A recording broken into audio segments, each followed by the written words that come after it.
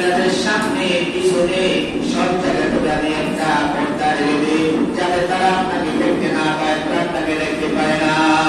আল্লাহ রাসূল সাল্লাল্লাহু আলাইহি ওয়াসাল্লাম ঘর থেকে চলে গেলেন পাহাড়ের গায়ে শুয়ে যাওয়ার পর আল্লাহ রাসূল সাল্লাল্লাহু আলাইহি ওয়াসাল্লাম অন্ধকার থাকতে চলে গেলেন।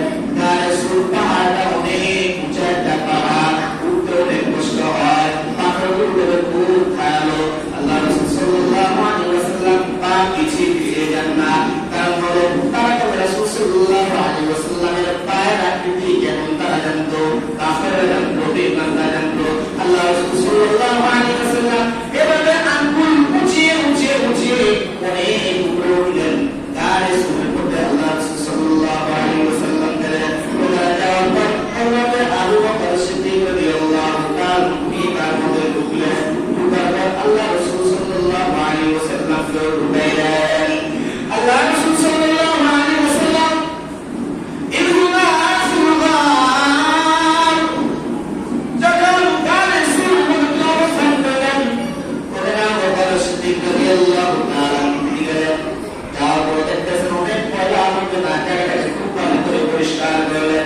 কিছু জায়গায় ছিদ্র আসলো, আবু বকর রাদিয়াল্লাহু তাআলা নিজের পোশাক কেটে ওই ছিদ্রগুলোকে তবে ঢিল দিয়ে বুঝিয়ে দিলেন। দুইটা ছিদ্র ছিল, সেই ছিদ্রগুলো আবু বকর রাদিয়াল্লাহু তাআলা ঢিল মুছাইতে পারলেন না, ঢিল দিতে পারেন নাই। তখন কি করলেন? আল্লাহ রাসূল সাল্লাল্লাহু আলাইহি ওয়াসাল্লামকে ডাক দিলেন, হে নবী আপনি ভিতরে আসুন। আল্লাহ রাসূল সাল্লাল্লাহু আলাইহি ওয়াসাল্লাম গায়ে শুয়ে পড়তে গেলেন। যাওয়ার পর আবু বকর সিদ্দিক রাদিয়াল্লাহু তাআলা বসে রইলেন। আপনার যে দুইটা গর্ত ছিল, ওই দুইটা গর্তের মধ্যে এবারে পা দিয়ে আবু বকর রাদিয়াল্লাহু তাআলা বসে পড়লেন। আল্লাহ রাসূল বলতেছেন, ইয়া রাসূলুল্লাহ, ইয়া হাবিবাল্লাহ, আপনি যদি আমার উপর মধ্যে আপনি শুয়ে পড়েন। আল্লাহ রাসূল সাল্লাল্লাহু আলাইহি ওয়াসাল্লাম পুরো মতো শুয়ে পড়লেন। কিছুক্ষণ পর আল্লাহ রাসূল সাল্লাল্লাহু আলাইহি ওয়াসাল্লামের ঘুম চলে আসলো। আল্লাহ রাসূল সাল্লাল্লাহু আলাইহি ওয়াসাল্লাম ঘুমিয়ে পড়লেন। কিছুক্ষণ পরেই হযরত আবু বকর সিদ্দিক রাদিয়াল্লাহু তাআলা পায়ের মধ্যে কোনো বিষাক্ত সাপ ও কোনো পোকামাকড় দংশন করলো। হযরত আবু বকর রাদিয়াল্লাহু তাআলা ব্যথার তীব্রতায় ভিতরে হাত পা করতেছেন, নড়াচড়া করতেছেন না। কারণ নড়াচড়া করলে আল্লাহ রাসূলের ঘুম ভেঙে যাবে, আল্লাহ রাসূল থেকে ঘুম থেকে উঠে যাবেন, আল্লাহ রাসূলের কষ্ট হবে। আল্লাহ রাসূল সাল্লাল্লাহু আলাইহি ওয়াসাল্লামের কোনো কষ্ট যাতে না হয়। আবু বকর রাদিয়াল্লাহু তাআলা চোখ দিয়ে পানি বের হইতেছে আর কান্না করতেছে, আমার কষ্ট হোক, আমার কষ্ট হোক, যাতে মুহাম্মদুর রাসূলুল্লাহ সাল্লাল্লাহু আলাইহি ওয়াসাল্লামের কোনো কষ্ট না হয়। আবু বকর সিদ্দিক রাদিয়াল্লাহু তাআলা ব্যথার যন্ত্রণায় কাঁদতেছেন, চোখ দিয়ে পানি বের হইতেছে, বের হওয়ার সাথে গাল বের পানি বের হয়।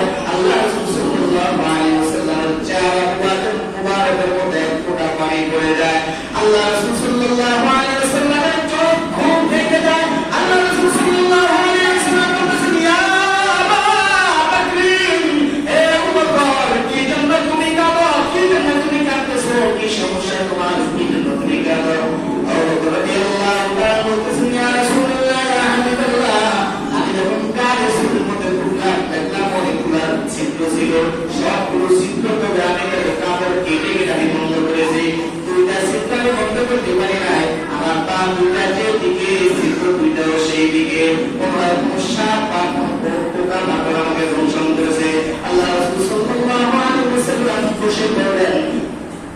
জবান থেকে, জিহ্বা থেকে থুতু নিয়ে ওই জায়গার মধ্যে লাগিয়ে দেওয়ার সাথে সাথে আবু বকর রাদিয়াল্লাহু তাআলা পরিপূর্ণভাবে সুস্থতা লাভ করেন। সুবহানাল্লাহ। রাসূল সাল্লাল্লাহু আলাইহি ওয়াসাল্লামের থুতুটাও ছিল কত পবিত্র, থুতুটাও ছিল কত পবিত্র। রাসূল সাল্লাল্লাহু আলাইহি ওয়াসাল্লামকে ডাকে কাফের মুশরিকরা বলল, আল্লাহ ধরে তারা রাদিয়াল্লাহু তাআলা ঘর থেকে বেরিয়ে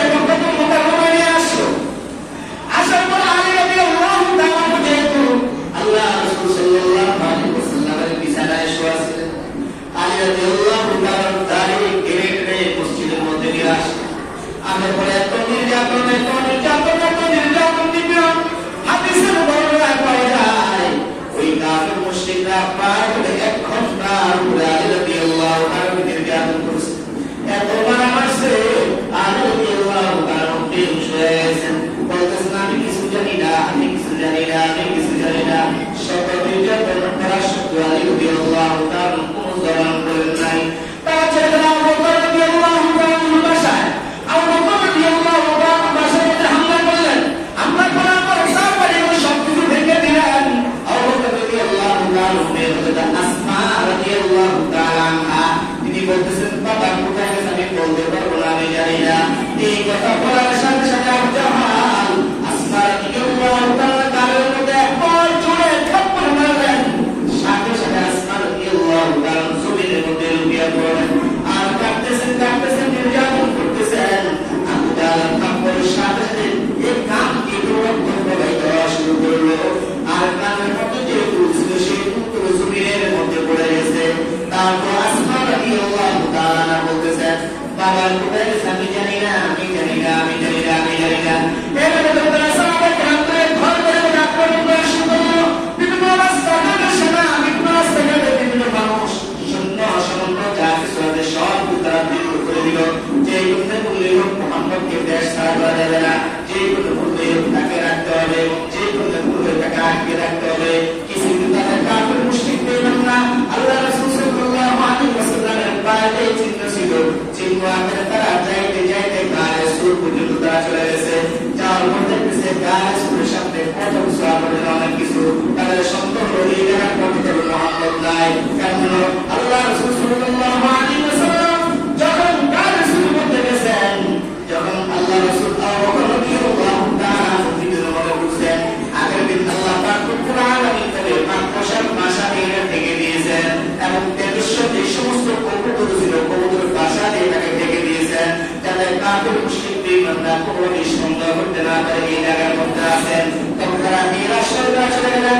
আবু বকর সিদ্দিক রাদিয়াল্লাহু তাআলা আনহু এই অবস্থা থেকে আল্লাহ বলতেছেন নবী সাল্লাল্লাহু আলাইহি ওয়াসাল্লাম ফিল গার বলতেছেন আমি আল্লাহ রাসূল সাল্লাল্লাহু আলাইহি ওয়াসাল্লামের সাথে গায়ে সুরের মধ্যে ছিলাম।